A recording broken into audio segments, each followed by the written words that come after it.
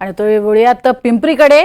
पिंपरी शहरातील रावेत निगडी प्राधिकरण परिसरात असलेली बहवा आणि चेरी ब्लॉसम विविध रंगी अशा स्वरूपाची पसरलेली आणि सुंदर अशी वृक्षांची मांदियाळी पाहायला मिळते।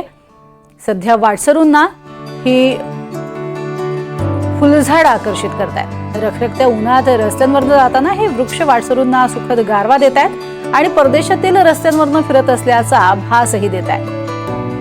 अशीच काही खास वृक्ष आहेत ज्यांची फुलं ही खास आहेत। चेरी ब्लॉसम आणि विविध रंगी बाउनिविला आणि ब्लूमिंग येलो अशी या झाडांची नावे आहेत।